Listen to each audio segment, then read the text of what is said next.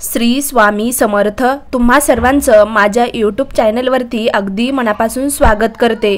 तुमच्या मनातील सर्व काही चांगल्या इच्छा स्वामी महाराज नक्की पूर्ण करो हीच स्वामींच्या चरणी प्रार्थना करते आणि आजच्या व्हिडिओला सुरुवात करते। आजचा व्हिडिओ खरंच खूप महत्त्वाचा आहे।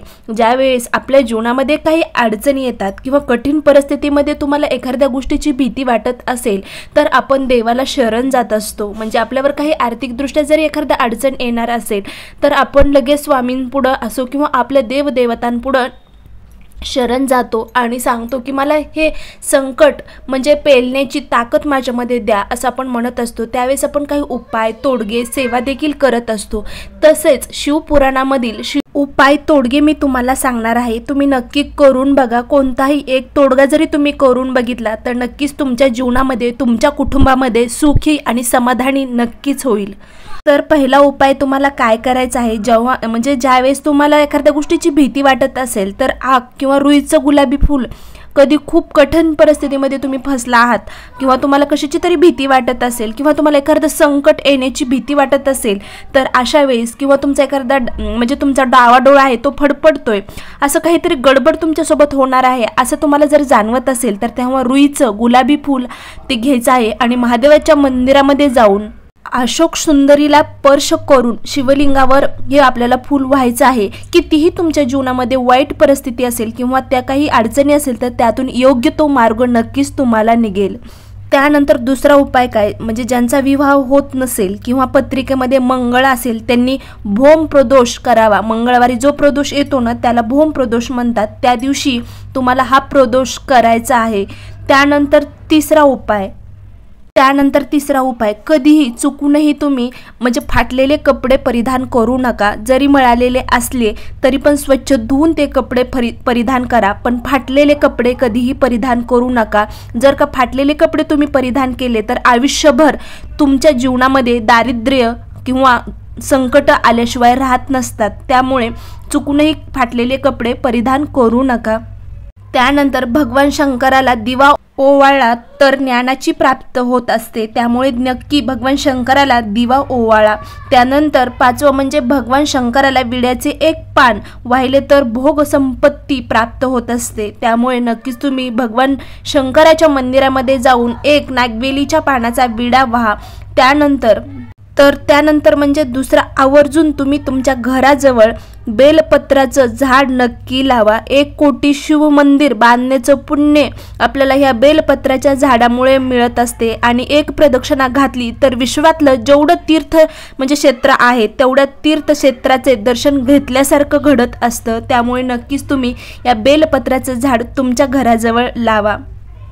त्यानंतर 7वां म्हणजे ज्या व्यक्तीला थायरॉइड असेल त्या व्यक्तीने 5 द्वादशीला भगवान शंकराची मुलगी जी आहे अशोक सुंदरी तिच्यापाशी मधाने आपल्याला ओम लिहा व नंतर त्या पितळाचे पात्रातून महादेवाचा जलाभिषेक करावा व जलधारेखाली एक पात्र ठेवायचं आहे आणि ते तीर्थ द्वादशीच्या दिवशी दुपारी 12 वाजता ज्या लोकांना थायरॉइड आहे त्या लोकांनी ते ग्रहण करायचं आहे। ज्यांनी थायरॉइडमध्ये बघा त्यांना खरंच फरक जाणवेल।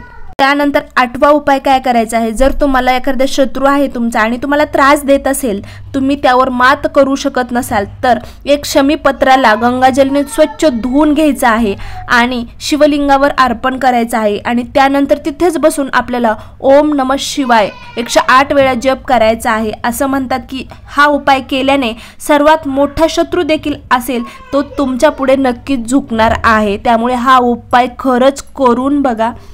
अतिशय प्रभावी असा आणखीन एक उपाय म्हणजे जर कुटुंबामध्ये कोणत्या प्रकारची समस्या असू द्या, आर्थिक समस्या असू द्या किंवा कोणतीही समस्या अडचणी असू द्या तर सोम प्रदोषाचा हा दिवस अतिशय उपयोगी ठरला जातो। विशेष उपाय देखील केले जातात। तर काय करायचं आहे, या सोम प्रदोषाच्या दिवशी संध्याकाळी शिव मंदिरात जाऊन देशी तुपाचा दिवा आणि तेलाचा दिवा असे 2 दिवे घ्यायचे आहेत। तुपाच्या दिव्यांना कापसाच्या उभ्या वाती आणि तेलाच्या दिव्यांना लांब वाती असाव्यात आणि या प्रदोषाच्या दिवशी हा उपाय करा। त्या म्हणजे मंदिरामध्ये जाऊन हे दिवे तुम्हाला लावायचे आहेत। जर का तुम्ही हा उपाय केला तर नक्कीच त्यामुळे घरामध्ये शांतता कायम राहील, जे कटकट वाद आहेत ते कमी होण्यास तुम्हाला मदत होईल। आता सर्वात महत्त्वाचा उपाय म्हणजे जर घरामध्ये एखादी व्यक्ती सतत आजारी असेल, सतत तिला काही ना काही तिची तब्येत म्हणजे खराब असेल, तर त्या व्यक्तीनं काय करायचं, भगवान शिवांचा हा उपाय अतिशय प्रभावी आहे. यासाठी प्रदोष आहे ना त्याच दिवशी संध्याकाळी शिव मंदिरात जाऊन देवाला सुक खोबरं अर्पण करावे आणि त्यानंतर तुमच्या उत्तम आरोग्यासाठी भोलेनाथांची प्रार्थना करावी. असं मानलं जातं की हा उपाय केल्याने व्यक्तीचे आरोग्य सुधारते, त्याचबरोबर जे काही आपल्याला रोग जडलेला आहे तो कमी होण्यास मदत होत असते.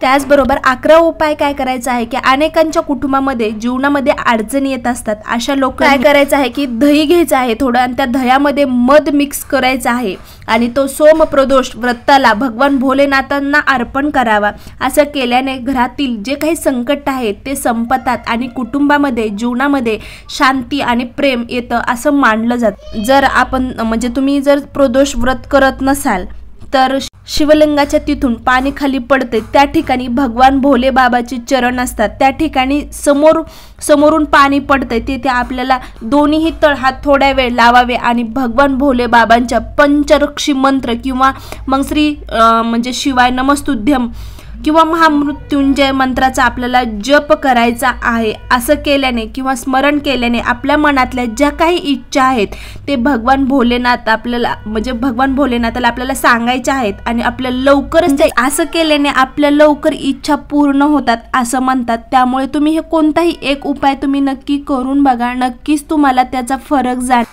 तर या प्रकारे काही उपाय तोडगे तुम्हाला मी सांगितलेले आहेत. तर या प्रकारे आजचा व्हिडिओ होता. खरंच व्हिडिओ आवडला असेल तर नक्की लाईक, शेअर, सबस्क्राईब करायला मात्र विसरू नका. श्री स्वामी समर्थ. जय जय स्वामी समर्थ. अवधूत चिंतन. श्री गुरुदेव दत्त.